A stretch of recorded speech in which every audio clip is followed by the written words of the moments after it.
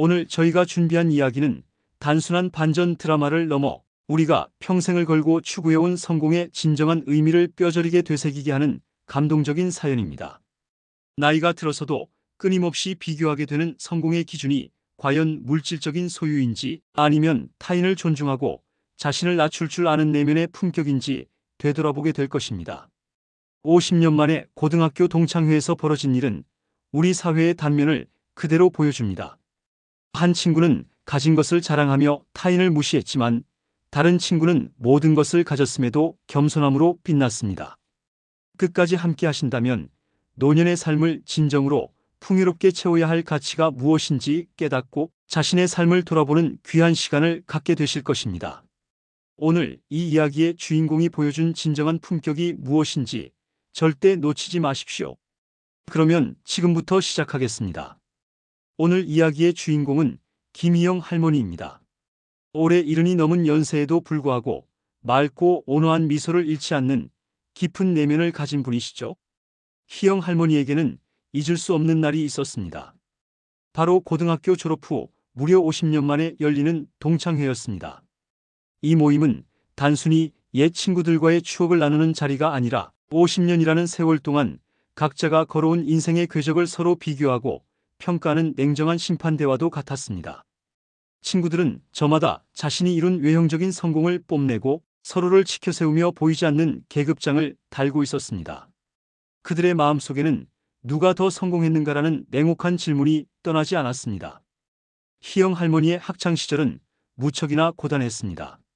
일찍 아버지를 여인 탓에 그녀는 수업을 마치면 친구들처럼 도서관에 가지 못하고 곧장 시장에 나가 어머니의 짐을 나르고 장사를 도와야 했습니다.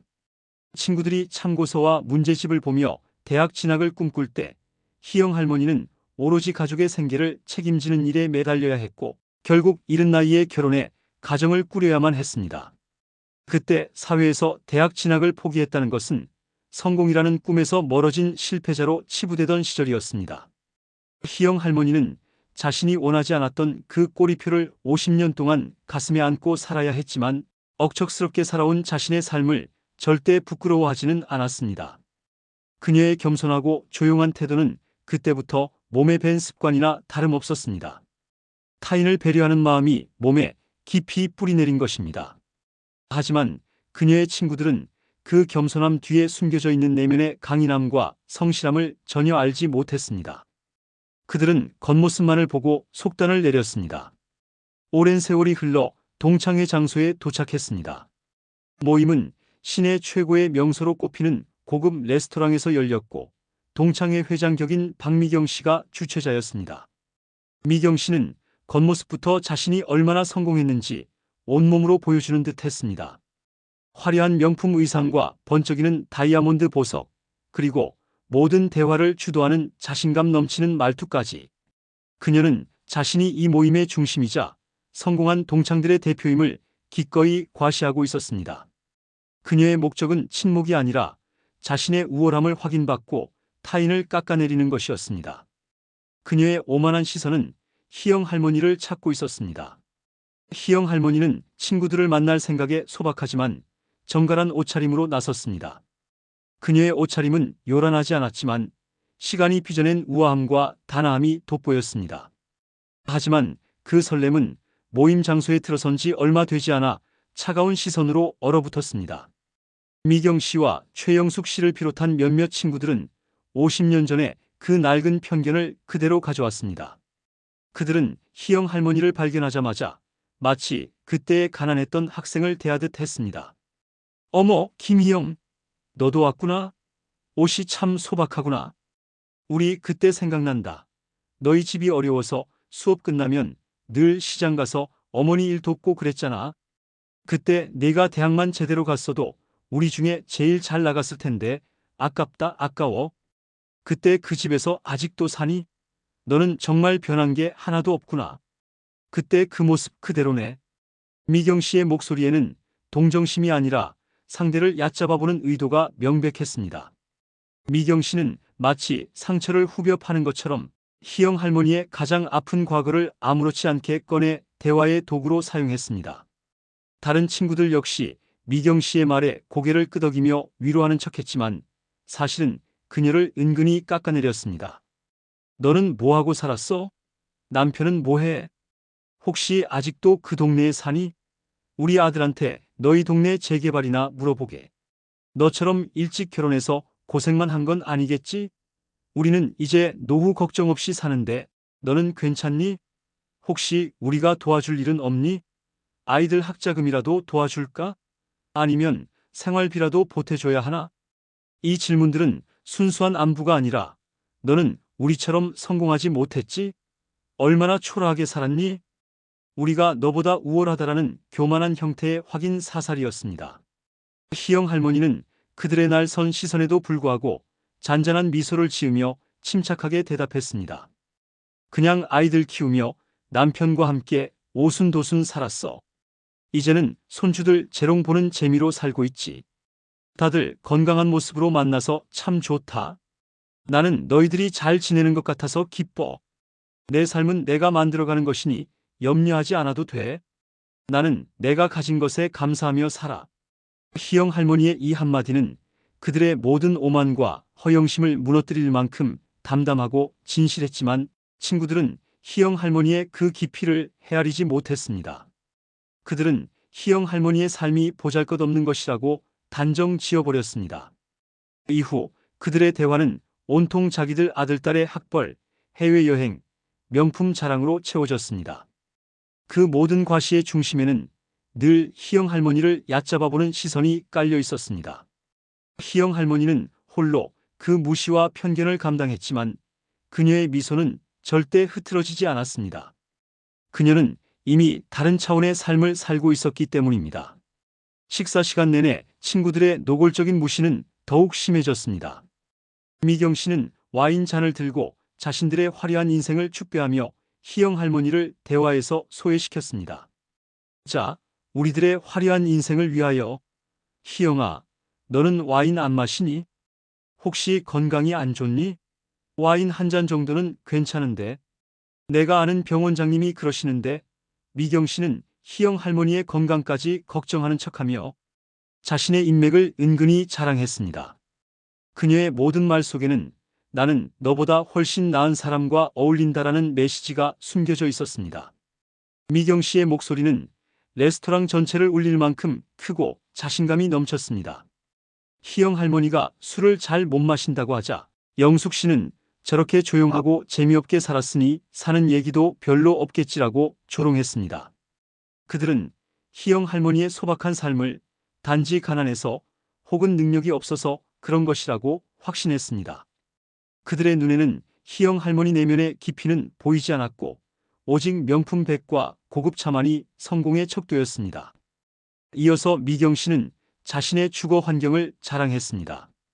내가 이번에 이사한 곳은 한강이 바로 보이는 초호화 펜트하우스인데 지인들이 놀러와서 기절할 뻔했잖아. 희영아, 설마 아직도 그 동네니? 우리는 이제 그런 곳은 쳐다도 안 봐. 나는 그 동네 근처에도 가고 싶지 않아. 너희 집값은 얼마나 되니? 솔직히 말해봐. 우리 아들이 너희 집이라도 사줄까? 농담이야, 농담. 희영 할머니는 여전히 잔잔한 미소를 잃지 않았습니다. 나는 지금도 내가 어릴 때 살던 동네 근처에 살아. 나는 그곳이 참 편하고 좋아. 50년의 추억이 고스란히 남아있고 이웃들과 정을 나누는 삶이 소중해.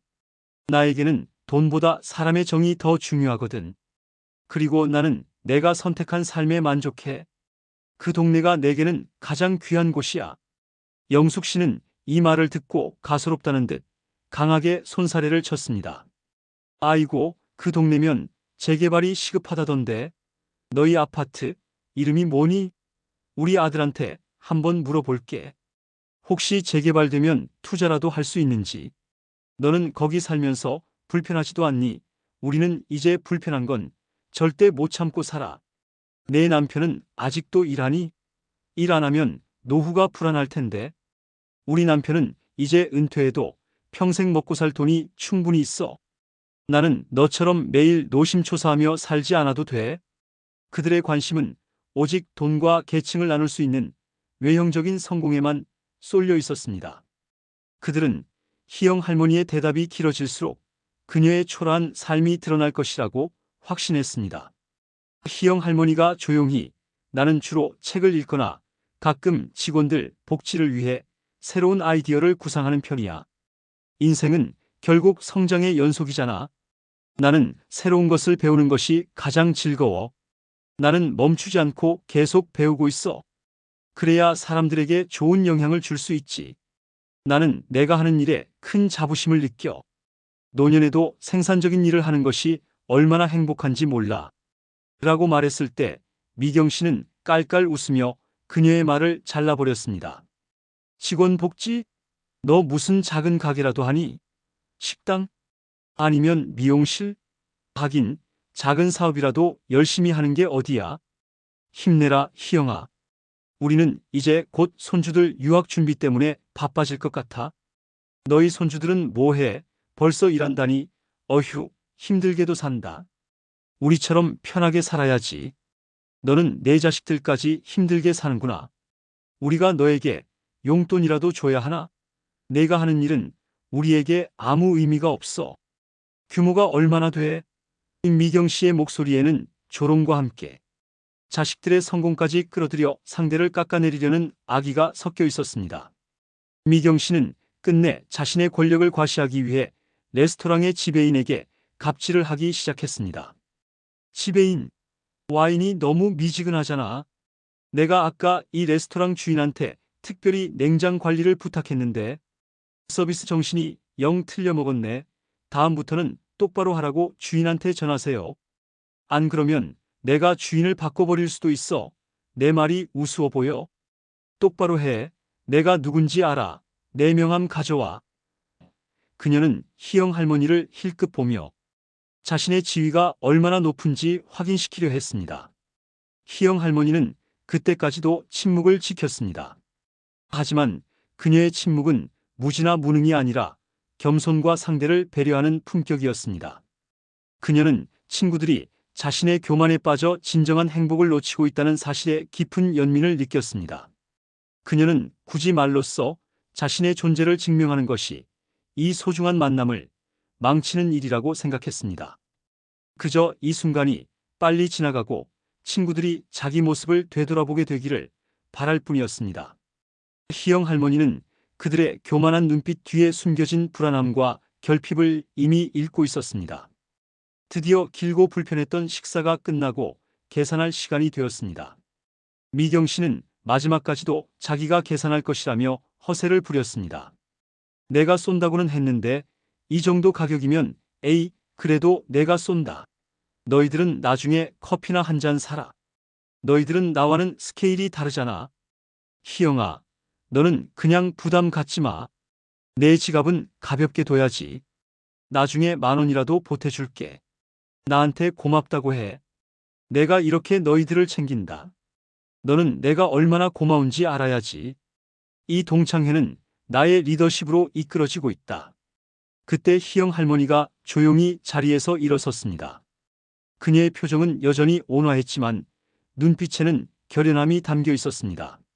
잠깐만. 내가 먼저 계산하고 올게. 오늘은 내가 너희들에게 밥 한 끼 진심을 담아 대접하고 싶었어. 오랜만에 만났는데 친구로서 내가 대접할게. 앉아 있어. 너희들의 삶을 응원하는 마음으로 내가 낼게.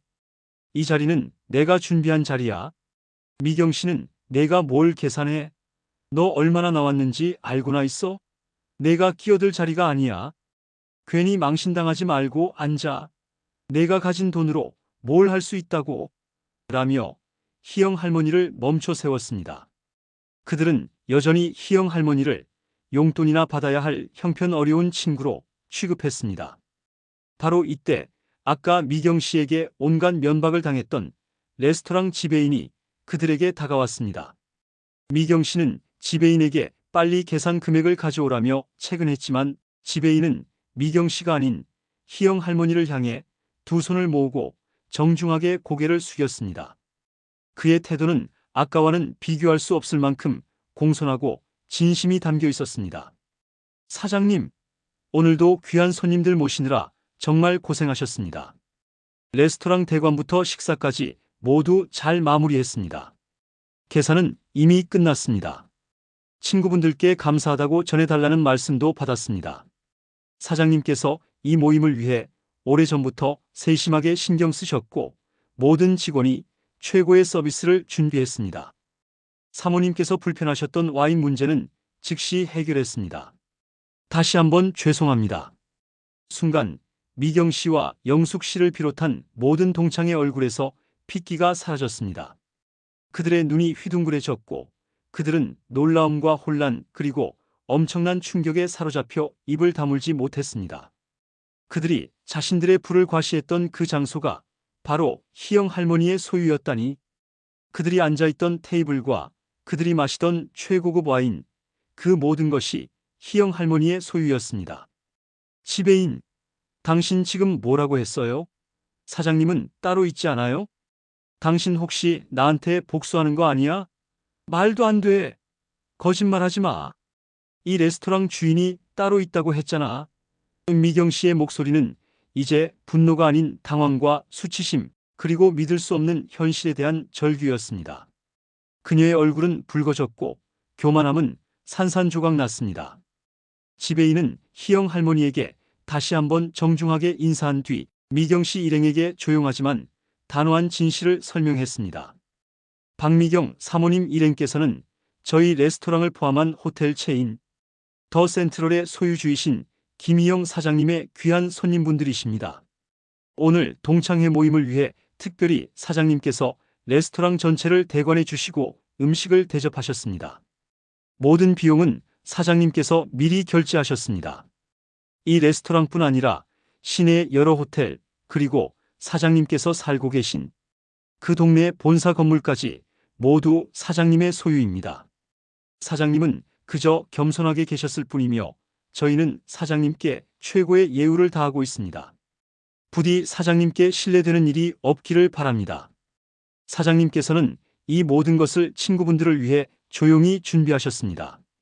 50년 전 가난해서 대학도 못 갔던 친구가 지금 자신들이 온갖 허세를 떨었던 최고급 레스토랑이 속한 전국적인 호텔 체인의 소유주라는 사실.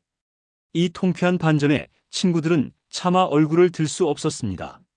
미경 씨는 자신이 아까 했던 내가 주인을 바꿔버릴 수도 있어라는 오만한 말이 떠올라 몸 둘 바를 몰랐습니다. 자신이 자랑했던 명품 시계와 펜트하우스는 희영 할머니가 소유한 거대한 자산에 비하면 보잘것없는 일부에 불과했습니다. 그녀는 자신의 오만함이 얼마나 어리석었는지 깨달았고 수치심에 고개를 들 수 없었습니다. 희영 할머니는 잔잔하게 웃으며 친구들에게 다가갔습니다. 응, 미경아. 아이들 키우면서 남편이랑 작은 사업을 시작했는데 운이 좋아서 이렇게 조금 커졌어. 이 레스토랑은 내가 운영하는 호텔 체인의 메인 홀 중 하나야. 내가 이 자리를 대관한 건 오랜만에 친구들 얼굴 보고 맛있는 밥 한 끼, 진심을 담아 대접하고 싶어서였어. 나는 너희들이 잘 살고 있는 것 같아서 진심으로 기뻤어. 나는 너희들의 성공을 진심으로 축하해. 그리고 내가 살고 있는 동네는 이제 우리 회사 복지재단이 운영하는 교육시설이 들어서는 곳이야.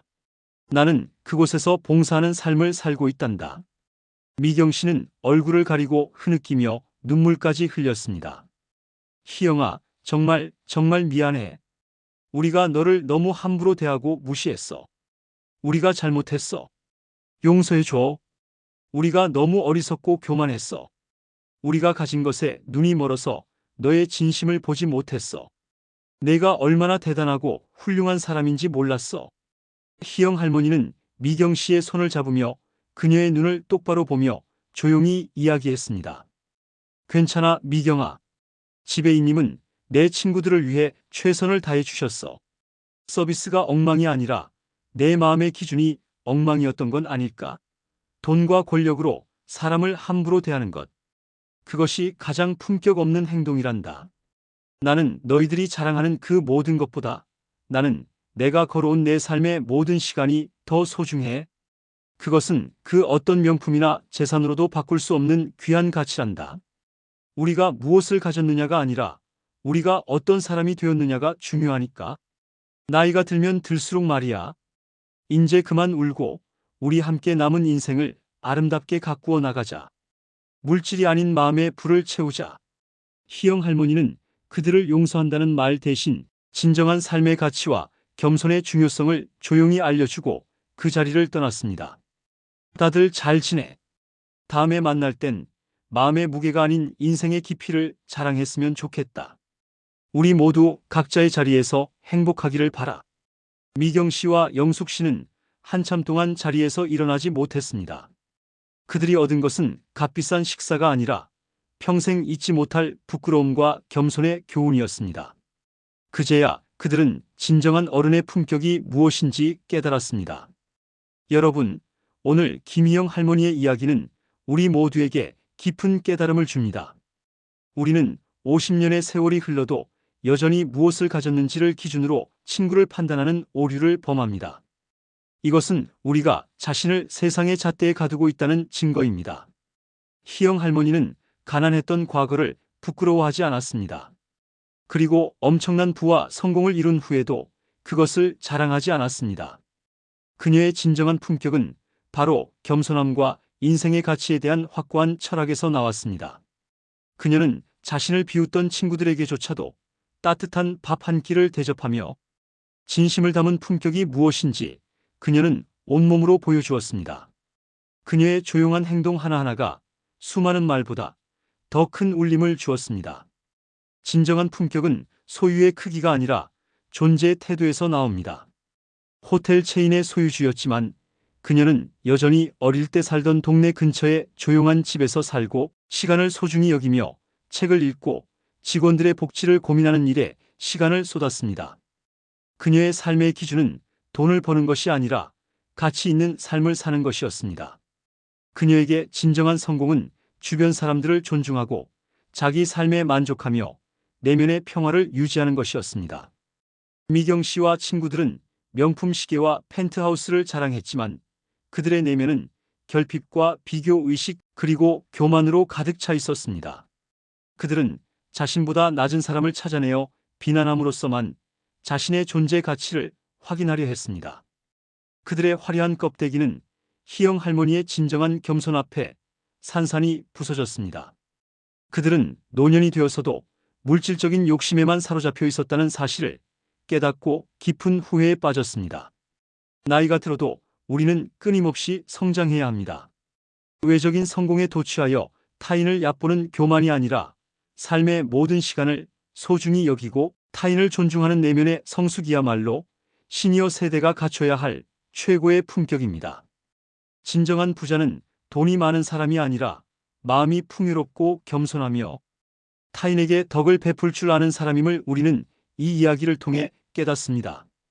우리는 모두 가진 것에 감사하며 타인을 포용하는 넓은 마음을 가져야 합니다. 남은 인생을 겸손과 사랑으로 가득 채우시길 응원합니다. 오늘 시니어 행복 충전소는 여러분께 진정한 부와 행복이 무엇인지 다시 한번 생각해 보시길 권합니다. 여러분은 지금 무엇을 소중히 여기며 살고 있습니까? 내면의 빛으로 주위를 밝히는 김희영 할머니처럼 우리 모두 진정한 인격과 겸손으로 행복한 노후를 만들어 가기를 응원합니다. 오늘 이야기가 여러분의 삶에 깊은 깨달음을 주기를 바라며 다음 시간에도 더 의미 있는 이야기로 찾아뵙겠습니다. 시니어 행복 충전소는 여러분의 행복한 노후를 진심으로 기원합니다. 구독과 좋아요, 알림 설정 잊지 마시고 공감 댓글도 꼭 부탁합니다. 감사합니다.